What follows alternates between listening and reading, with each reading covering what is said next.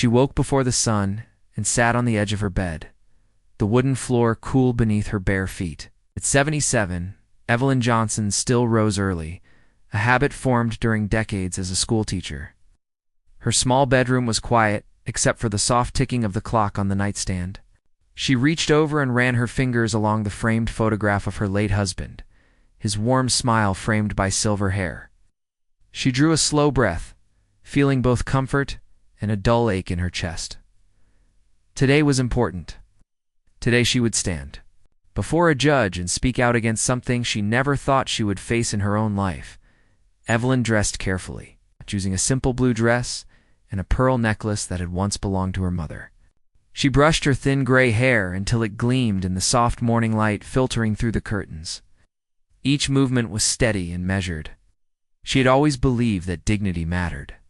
Even now, under these strange and painful circumstances, she held on to her belief.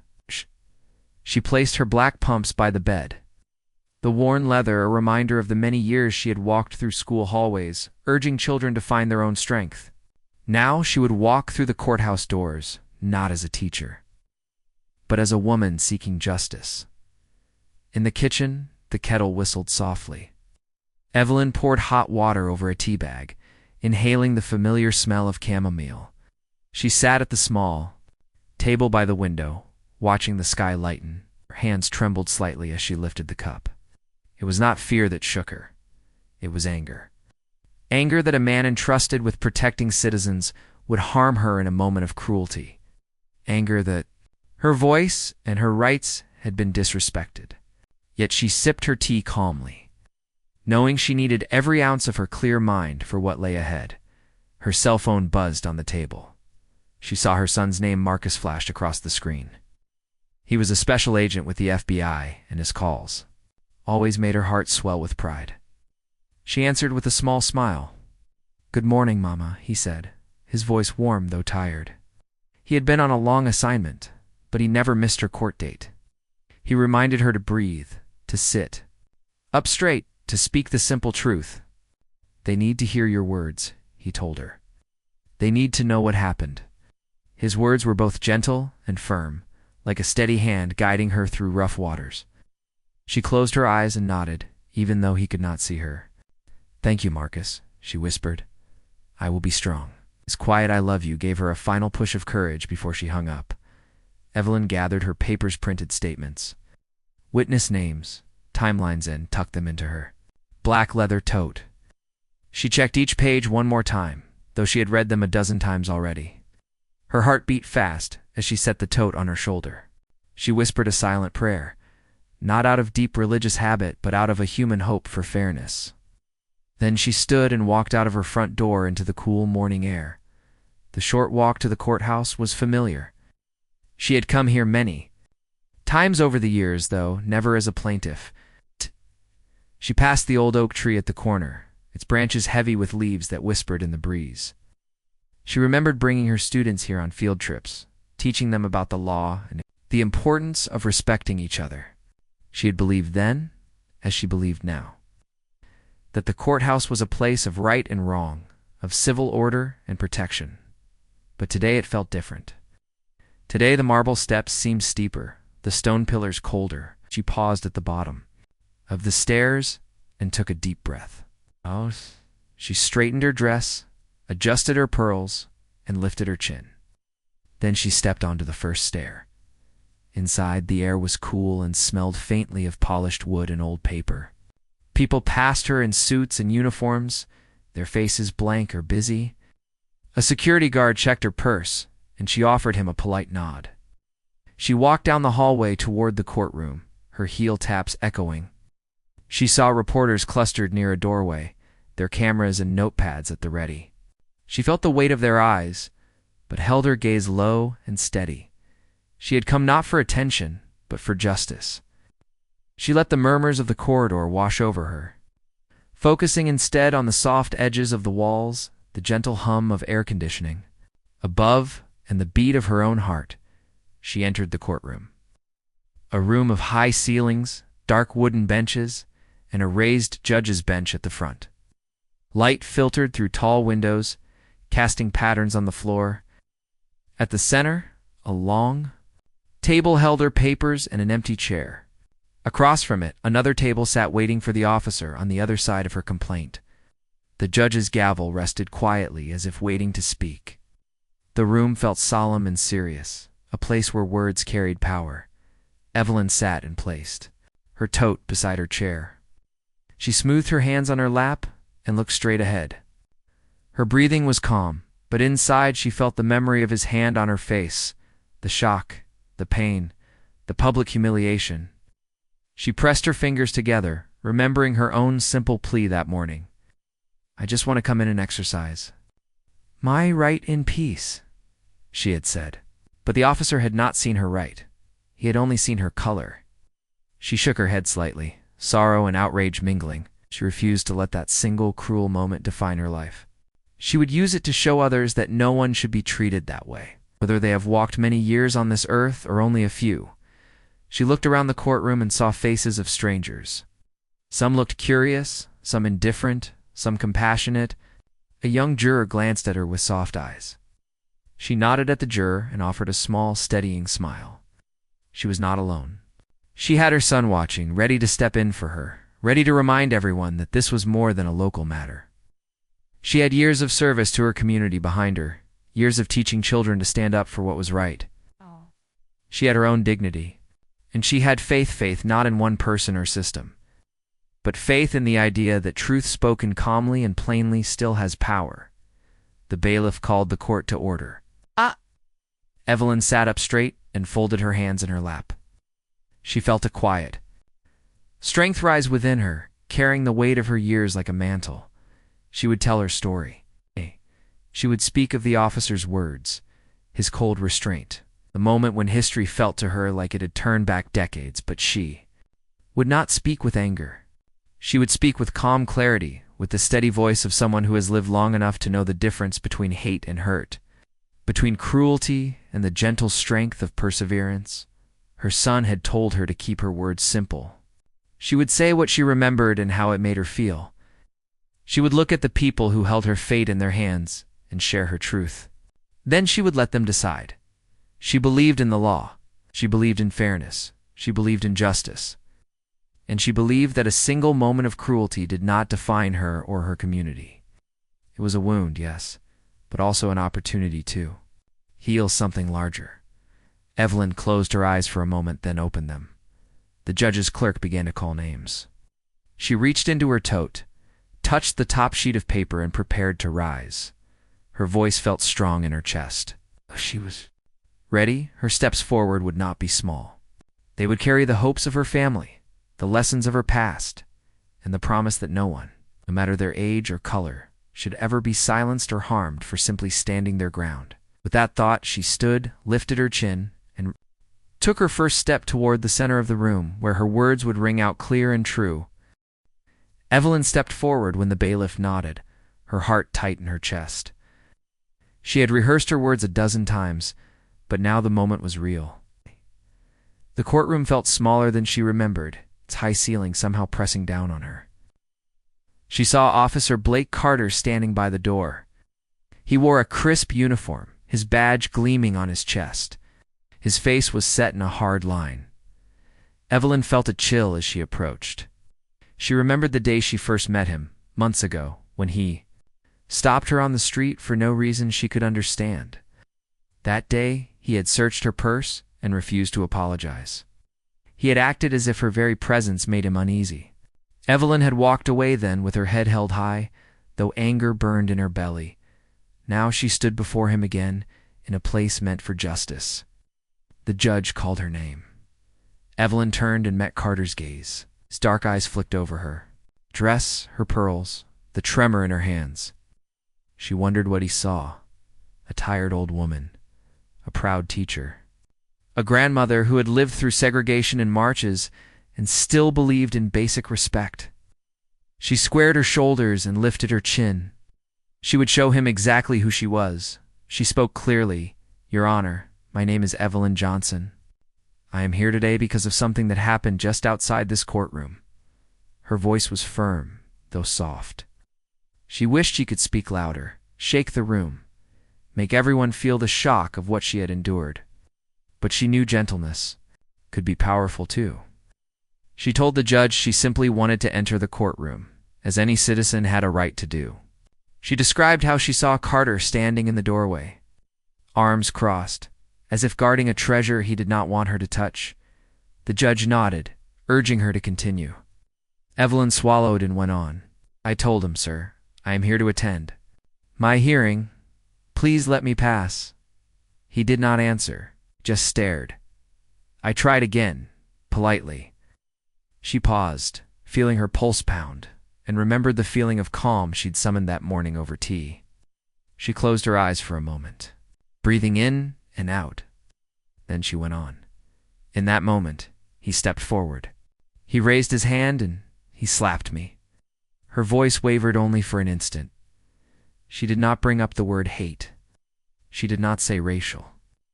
She let the simple act speak for itself, an officer of the law slapping a 77-year-old woman. The sound echoed in my ears. I felt my cheek burn. My hat fell to the floor. My glasses dropped. I reached up to steady myself and thought, this can't be happening. She kept her gaze steady on the judge, then slowly looked around the courtroom. She saw the gasps, the shocked faces. A young woman behind her buried her face in her hands. A reporter clicked a pen with urgency. The judge leaned forward, his gavel silent in his palm. Evelyn held her stance. She would not give Carter the satisfaction of seeing her shrink. I did not move, she continued. I stood there afraid and hurt, but I did not move. I thought of my children. I thought of my husband, resting under a tree in our family plot. I thought of the school children I taught, who trusted me to make the world safer for them. I realized then that fear would not protect me. Dignity would. She described how Carter's face had not changed. He had not looked sorry or confused. He had not said sorry. Instead, he turned and walked away, as though he had done nothing at all. She watched him go, her heart pounding, her cheek wet with tears she refused to shed. She bent to pick up her hat and glasses. The courtroom door swung shut behind him. As Evelyn spoke, she sensed the weight of every eye in the room. She felt small, but also resolute. She was not the same young woman who had marched in protests. Time had slowed her steps, but not her spirit. She drew strength from all the years of her life, the years she had learned kindness, the years she had fought for what was right, the years she had faced injustice and prevailed. Those memories warmed her, like the first rays of sun on her face. She told the judge about the moment that followed, the hush that fell, the way the bailiff's hand hovered over his radio, the way people whispered, "Did you see that?" Paused to let the scene settle in the room. Then she finished, "Your Honor, I am here because I believe this court should stand for something better than that moment.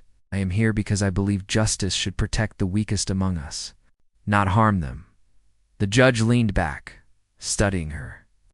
Evelyn felt relief and fear mingled together. She had spoken her truth, gently but firmly. She had trusted the law to hear her. Now she waited. The courtroom felt still for several heartbeats.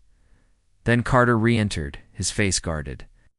He strode past Evelyn to sit at the defense table. Evelyn saw his jaw tighten when their eyes met across the room. She looked away, focusing on a small crack in the wooden floor, imagining herself grounded there like the old oak outside. Carter's lawyer rose and began to speak, questioning Evelyn's account. Evelyn listened, every nerve alert. "No," she heard. Words meant to cast doubt. "Are you sure you saw the officer's hand? Could you have stumbled and misinterpreted? Is it possible you were mistaken?" Evelyn felt a flash of anger at the questions, but she took a steadying breath.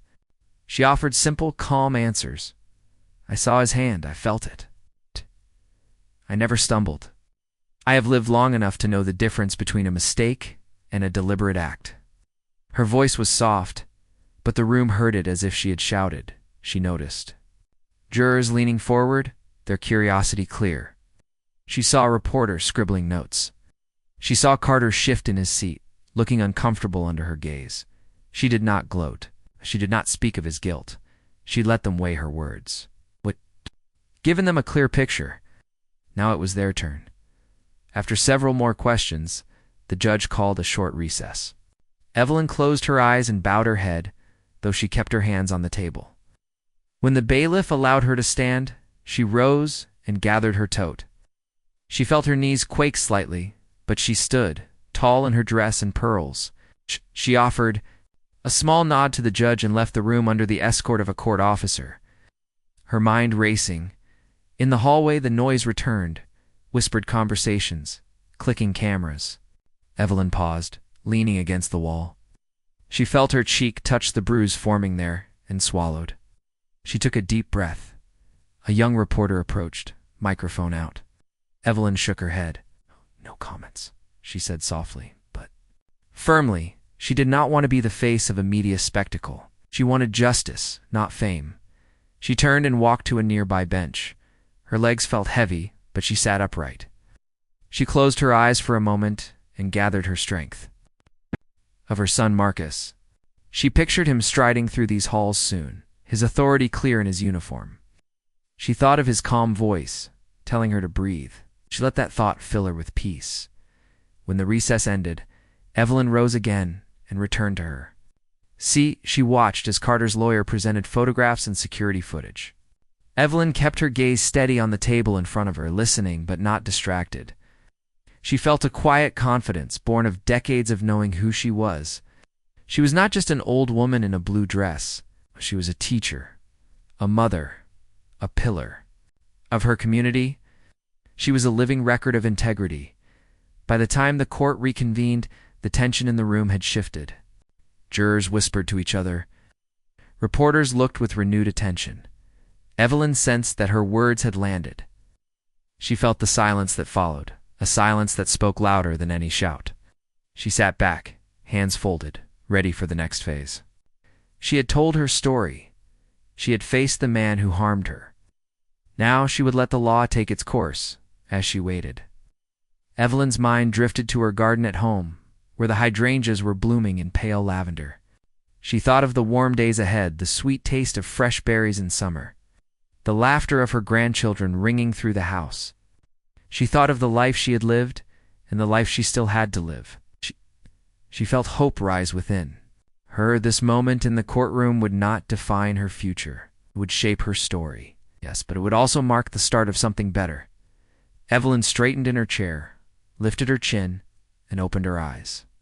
The court was ready to hear more. She was ready to. The courtroom fell into a heavy hush the moment the sound of the slap faded. For a heartbeat, no one moved. Then, soft gasps spread like ripples on water. Faces turned toward Evelyn Johnson, as if they could still see the echo of that one cruel blow. She remained seated, her back straight, her eyes fixed on the judge's bench. She felt a tremor in her chest but pushed it aside. There was work to do, and she would not falter now. The bailiff, a tall man with close-cropped hair, reached for his radio on his belt. He pressed a button and spoke in quiet tones. Immediately, two deputies stepped forward toward Officer Blake. Carter, the deputies, flanked him on either side and guided him out through a side door. Carter's shoulders were rigid, did not speak or look back. Evelyn watched as he disappeared. Even though the deputies held him gently by the arms, she sensed the weight of his choice. A man sworn to serve and protect, choosing instead to harm. She felt sorrow, not triumph. She thought of her late husband, who had taught her that forgiveness could be a gift as much as seeking justice. But she also knew that accountability was part of healing. The judge lifted his gavel, but did not bring it down. His eyes met Evelyn's, full of concern and curiosity. He cleared his throat. His voice was calm but firm. This court does not tolerate violence, especially against its citizens. Officer Carter will be held in contempt until further. Notice the judge's words filled the room like fresh air after a storm. The deputies led Carter away. He resisted a small step, his pride bruised. The courtroom's attention shifted back to Evelyn as if he had never been there. A murmur rose among the audience. Some muttered, "Good." Others, "Finally." Few simply stared, their mouths open. Evelyn's attorney, Miss Delgado, stood and approached the bench. She thanked the judge, then asked for a moment to gather her client's thoughts. The judge nodded and called for a brief recess. He stepped down and exited through the same side door, leaving deputies to keep order. Evelyn watched the judge go, then turned to look at the rows of benches behind her. A young woman seated in the front row, perhaps in her 30s, dabbed at her eyes with a tissue. She offered Evelyn a small, reassuring nod. Evelyn nodded back, grateful for the silent solidarity. Behind the young woman, an older man leaned forward, his hands clasped. He looked ready to stand and offer words of comfort to Evelyn's right. Reporters crowded the rail that separated the public seats from the area where the lawyer sat. Microphones and recorders hovered in her direction. Cameras flashed. Evelyn felt their weight but did not flinch. She had no desire to speak to them now. She simply wanted this moment to pass so she could move forward. Her attorney, Ms. Delgado, returned and sat beside her. She patted Evelyn's hand gently. "You did well," she whispered. Evelyn closed her eyes briefly, then opened them and took a steadying breath. She turned to Ms. Delgado and asked, "What happens next?" Her voice was soft but clear. Ms. Delgado leaned in. "First, we let the deputies handle the officer's removal. Then, we return here for your testimony. You will answer questions. Under oath, they might try to shake your story, but remember your calm strength. Speak slowly. Tell them what you felt, what you saw." Evelyn nodded. She thought of Marcus, her son, who would arrive soon. She thought of his calm brown eyes, his steady voice over the phone that morning. He had said, "Speak your truth, Mama. They need to hear you." She closed her eyes, picturing his gentle smile. Then she opened them and stood. The bailiff approached and offered his arm. Evelyn took it and walked down the aisle toward the door that led to the hallway. As she stepped onto the carpeted floor outside the courtroom, a rush of sound hit her quiet conversations, heels on stone tiles, reporters murmuring questions to one another. She paused in the doorway, letting her eyes adjust. She saw deputies standing by a water cooler and a security guard scanning the crowd. She felt a momentary wave of dizziness and gripped the bailiff's arm more firmly. A reporter reached out with a microphone. Evelyn shook her head, lips pressed tight. "No comment," she said, her voice steady. The reporter scribbled in a small notebook, nodded, then fell back in line behind others. A television cameraman angled his lens toward her, but when he caught her gaze, he looked away. He, too, seemed to sense her wish for privacy. Evelyn walked a few steps and leaned against a marble column. She felt the cool stone under her hand. She closed her eyes and drew in a deep breath. She felt gratitude for the deputies, her attorney, and the judge's swift action. At the same time, she felt the raw ache of being struck, the bruise forming on her cheek like a dark flower. She touched the spot gently and felt a small sting. She thought of the countless women and men who had walked through these halls before, her people seeking justice, seeking hope. I had taught about those very stories during her teaching days. She had walked her students through tales of struggle and triumph, showing them how ordinary people could shape history. Now she was living one of those stories herself. A soft voice interrupted her thoughts. "Ma'am." She opened her eyes to see a uniformed court clerk holding a glass of water and a small bowl of crackers. The clerk gave her a gentle smile. "In case you need it." Evelyn accepted the cup gratefully and drank. The water was cool and soothing. She nibbled on a cracker and felt the dryness in her throat ease. She set the bowl aside and wiped her mouth with a tissue taken from her purse. "Thank you," she said. The clerk nodded and moved away, leaving Evelyn to her quiet moment. After another deep breath, Evelyn straightened and smoothed her dress. She wouldn't let the bruise define her posture, or the sadness of the moment cloud her resolve. She touched the pearls on her neck, feeling their smooth, round comfort. A soft tingle in her chest told her she was ready to go back inside. Evelyn turned from the column and walked toward the courtroom door. The bailiff joined her silently. As the heavy wooden door opened, Evelyn saw the jury box filled with faces, each person watching her. A few jurors nodded small, kind gestures. She offered a gentle nod back. She stepped into the room with the bailiff at her side. Inside, the reporters had rearranged themselves for the next shot, and the attorneys were whispering at their tables. The judge had returned to the bench and watched her approach. Evelyn moved to her seat. She slid her chair back and sat, placing her tote beside her once again. She felt the familiar weight of her papers inside that tote.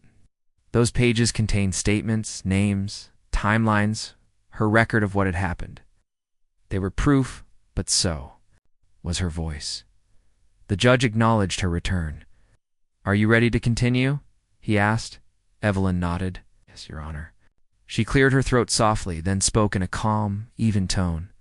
"I would like to add one more thing before my testimony continues." The judge nodded, granting her leave.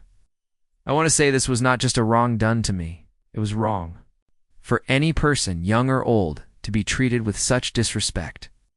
I have lived a long life, and I have known many kinds of pain.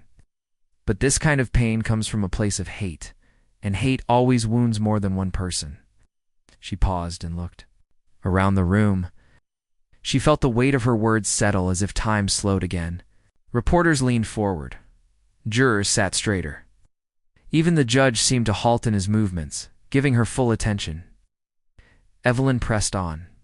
"I will continue my testimony now, but I ask the court and everyone here to remember that our laws and our protections exist to shield people when they are at their most vulnerable.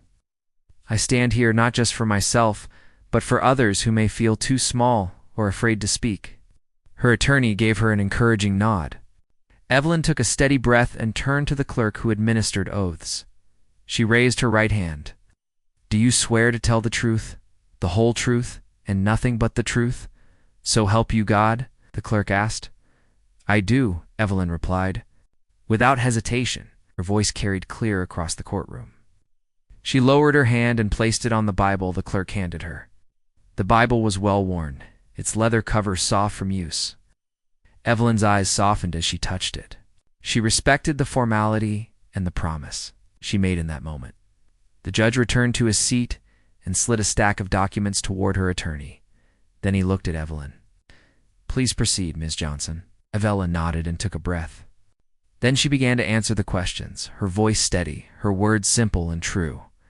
She described each moment again, how she had approached the courtroom door, how she had asked to enter, how the officer had reacted. She told them what she saw, what she felt, how the sound of the slap still echoed in her mind. Anger, but with firm clarity. As she spoke, the shockwaves she had felt moments ago spread outward, carrying her words into every corner of the room. She saw the jury's faces soften with empathy. She saw reporters glance at each other, aware. They were witnessing something they could not ignore.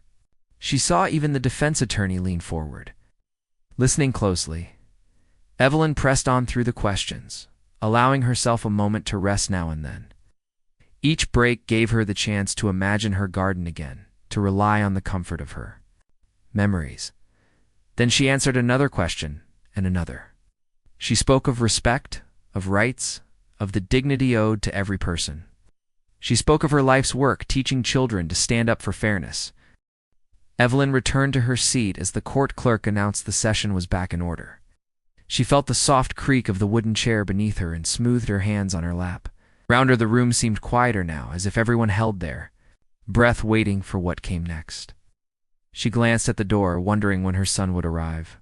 Marcus had told her he would come as soon as he could, but time in big cities often moved differently than in small towns. She tried not to worry, focusing instead on her gentle breathing. Across the room, the judge studied the case file, his brow furrowed. Evelyn watched him tap his pen on the desk, his hands steady and calm. She had seen judges in her time as a teacher, presiding over student conduct cases. They wore their robes as shields of fairness. This judge seemed to carry the weight of the law more heavily than usual. She hoped her words had shown him that this was not just any case. This was about basic respect and safety for every citizen. Officer Carter's lawyer rose again and spoke in a measured tone. He questioned the timeline, the distance between Evelyn and Carter, even asked if motion might have caused her to fall against his hand. Evelyn listened without flinching. She had rehearsed for these questions. She knew how to answer clearly.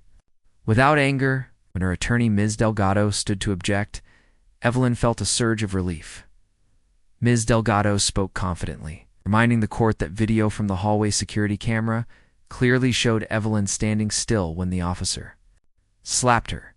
The lawyer frowned, but sat back down, and the judge nodded in agreement. Then a soft murmur spread through the courtroom as the side door opened quietly. Evelyn looked up and saw a tall man step inside. He wore a dark suit, but what caught everyone's eye was the silver badge clipped to his belt that read FBI. His posture was straight, and he moved with calm purpose. Marcus Williams walked toward the front of the room, his shoes clicking on the polished floor. Evelyn felt her heart lift when she recognized her son. Her chest swelled with pride and relief. Marcus approached the judge's bench and spoke in a low voice, showing his credentials. The judge paused and leaned forward. Marcus's words were firm but respectful.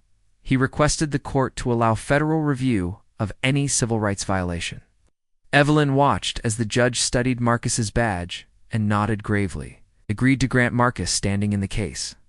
The courtroom door closed softly behind Marcus, and the hush deepened. Evelyn's eyes filled with gratitude. She had worried about facing this alone, but now her son was here, ready to stand with her. She remembered Marcus as a young boy, always protective of her when he saw someone being unkind, had grown into someone who took his responsibilities seriously. She saw that same quiet strength in his face now. He moved to sit next to Ms. Delgado's table, placing a hand on his mother's papers. Evelyn looked at him, and he gave her a small, reassuring nod. The judge returned to his seat and addressed the room. Given the involvement of the Federal Bureau of Investigation, he said this court will coordinate with federal authorities to ensure a full investigation. The judge's voice was steady, as if he had spoken these words many times. But today, they felt weighty with promise. The deputies at the door exchanged glances, aware that the case had taken on a new dimension. Evelyn sat back, her heart calm but her mind alert. She thought of the power of her son's presence. She did not need him to speak for her, but knowing he was there sent a clear message. This was not a small matter. Marcus's arrival also drew the attention of reporters. Cameras clicked, and a few heads turned in his direction. Evelyn felt a flicker of discomfort. She had not sought a spectacle, but she knew her son's badge represented something larger than headlines. It stood for a promise that no one's rights would be ignored. The prosecutor stood to call the next witness, a security guard who had seen the incident from the hallway. As the guard spoke under oath, Marcus watched closely, taking notes. Evelyn admired how he blended professional detachment with personal care. He did not look at his mother. He focused on the guard's words. Marcus had once told her that law enforcement must be fair and impartial, even when it involved family. She had taught him that justice required honesty, even when it hurt. Today, both of them lived by that lesson. When the guard finished, the judge called for a short break to allow the federal agents to confer. Evelyn felt her son's eyes on her. He leaned in and said quietly, "You're doing great. They believe you." Evelyn nodded, tears threatening but held at bay by her calm resolve.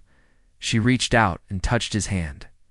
It was a small gesture, but it carried the weight of their shared history, her guidance, and his dedication to serve. During the break, Marcus spoke with the prosecutor and a federal agent who had arrived. Evelyn overheard words like civil rights, review, and protective custody in that low, serious tone she recognized from TV shows, but this was not a show. This was real life, with real consequences. She sipped the water the court clerk handed her and watched her son move confidently through the group. His presence seemed to quiet the reporters, reduce the tension in the hallway. People gave him space, respect. When the recess ended, the judge announced that the FBI would take primary oversight of the case, but the local court would still handle the hearing of evidence. Evelyn felt a swelling sense of relief. The judge's words meant Carter would face both local and federal scrutiny. There would be no brushing this aside. She straightened in her chair, her pearls feeling heavier now, a symbol of her dignity sharpening her resolve. The defense attorney rose again and asked to question the FBI agent. The agent stood and identified himself, his badge held high. He explained the FBI's role: to investigate any violation of civil rights under federal law. Evelyn listened as the agent spoke calmly about procedures and standards. She realized that her son had helped elevate the case to a level where justice would have to be thorough. She felt comfort in knowing that. Marcus did not speak publicly. He sat quietly, taking notes. Evelyn noticed the pride in the agent's eyes when he glanced at Marcus. It was as if the agent thought, "You did good work raising her." Evelyn's heart warmed at that thought. She had spent her life nurturing her son's sense of right and wrong, teaching him that each person deserves respect. Now he was living by those lessons. Soon the guard was asked more questions. Then a few other witnesses, court staff, a juror who had seen Carter's hand move. Each time Marcus leaned forward, listening intently. Evelyn watched them, amazed by the shift from the simple hearing she had expected to a larger inquiry into civil rights. She thought of the words she had spoken earlier about dignity and fairness, and how they had echoed in this room. She felt those words rise again in her chest, lifting her spirit. At one point, the defense lawyer turned to Evelyn's table and asked if she wanted to address the court again.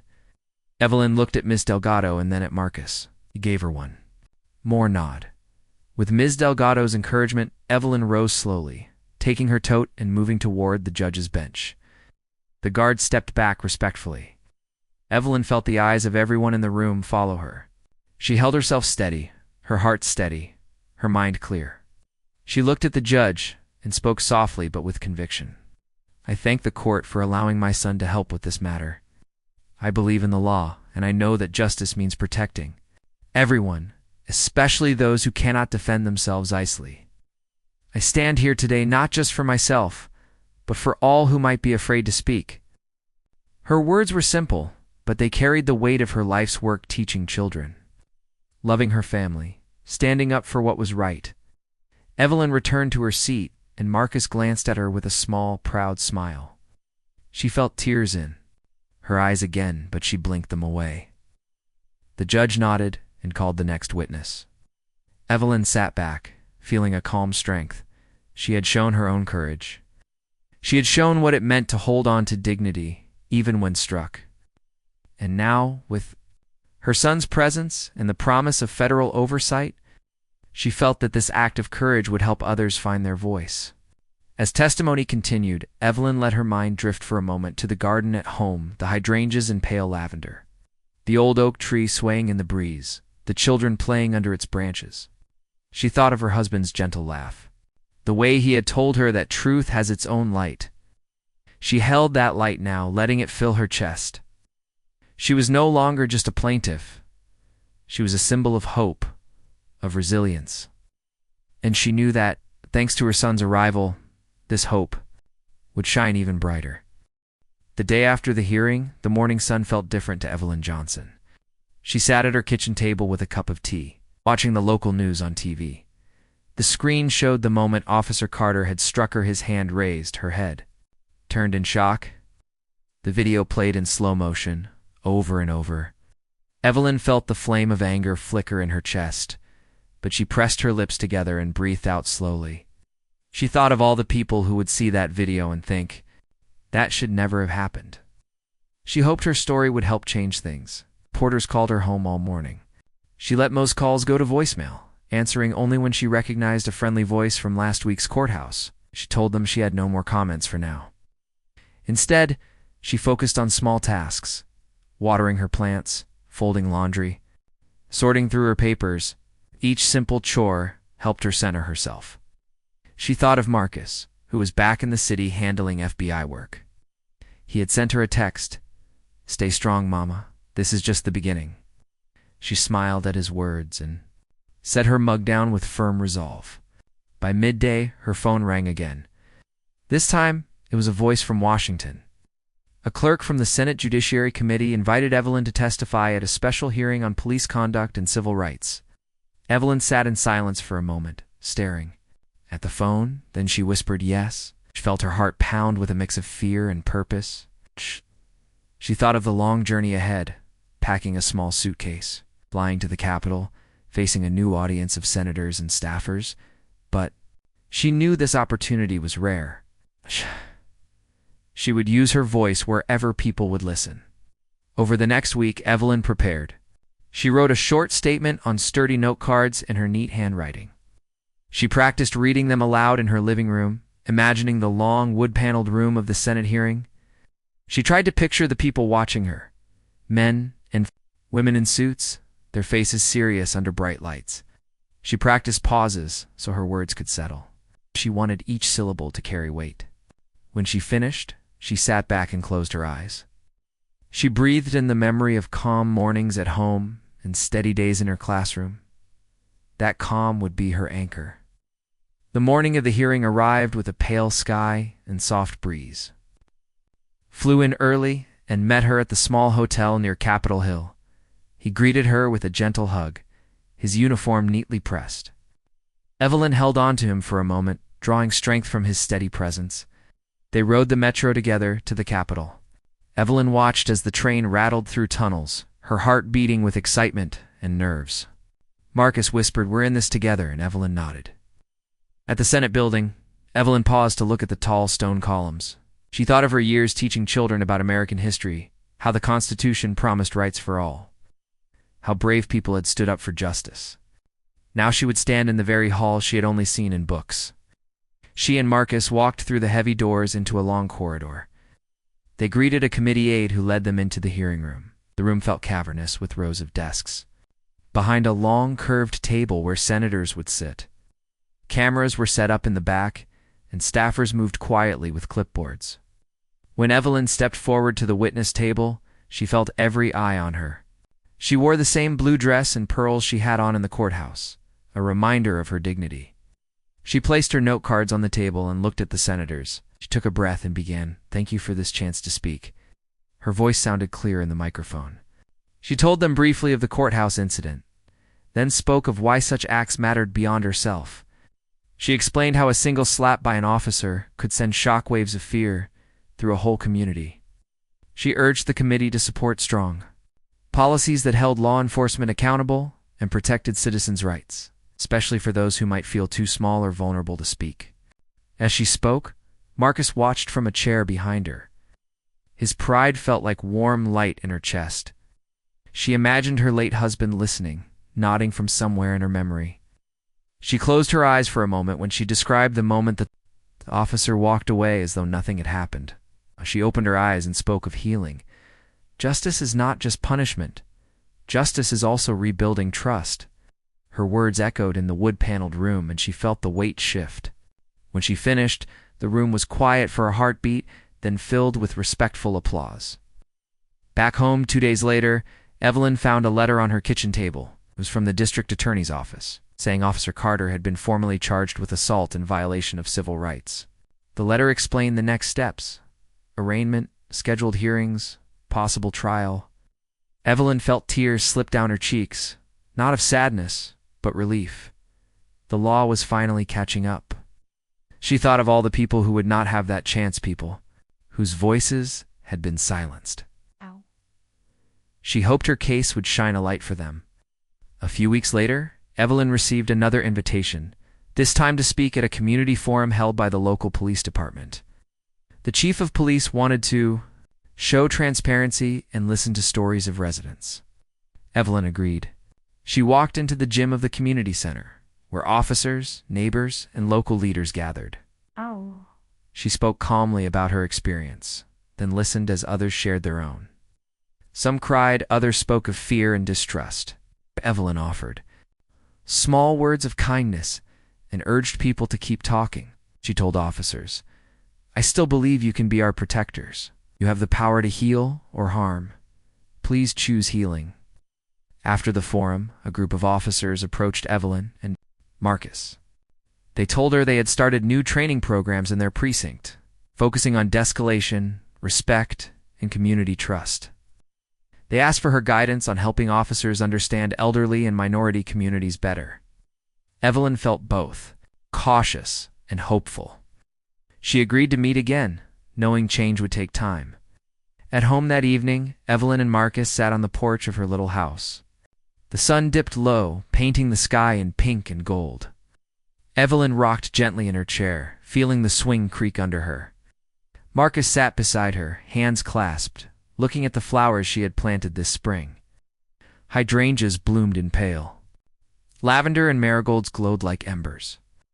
Evelyn inhaled the sweet scent of orange blossoms mixed with the fading day. She felt tired but not sore. She felt hopeful. "You did great today," Marcus said softly. "You were amazing in Washington. And here. You're making a difference." Evelyn placed a hand on his arm. "I couldn't have done it without you," she replied. "Thank you for standing by me." He smiled and squeezed her hand. They sat in comfortable silence, listening to the cicadas humming in the evening air. Later that night, Evelyn lay in bed and stared at the ceiling. She thought of the journey she had taken from that first harsh blow at the courthouse door, to testifying before the Senate, to seeing the officer charged, to helping her community heal. She felt the years of her life settle around her like a warm blanket. She had lived long enough to see both cruelty and kindness. She had taught children to stand up for what was right, and now she had lived that lesson herself. She drifted into sleep with a peaceful heart. In the weeks that followed, the case became a landmark. Other communities studied the video and revised their policies. News outlets ran stories of Evelyn's courage. Marcus returned to his FBI work, but stayed in touch every day, sending messages of encouragement. Evelyn resumed her quiet routines, morning tea, tending her garden, chatting with neighbors. She still felt the faint sting of the bruise on her cheek, but it was fading, just like the memory of her first shock. One Sunday afternoon, Evelyn and Marcus walked hand in hand to the courthouse steps, not for another hearing, but for a community picnic organized by local leaders. Tables lined the square, filled with food and music. Neighbors chatted, children ran with balloons, officers greeted people with friendly smiles. Evelyn felt a gentle warmth in the sunshine and in the kindness around her. She looked at her son and realized that, together, they had helped open a door to a more just future. Marcus pulled her close and whispered, "Look how far we've come." Evelyn smiled, feeling the weight of years and the lightness of hope in the same moment. She looked out over the crowd, faces of all ages and races mingling under the bright sky. She remembered her husband's words, "Truth has its own light." And she knew that light would keep shining as long as people spoke up and listened, as long as they chose dignity and love over fear and hate. She squeezed Marcus's hand and whispered, "This is the work. This is the promise." They stood, together on those courthouse steps, mother and son, ready for whatever came next, believing that even a single voice could help change the world.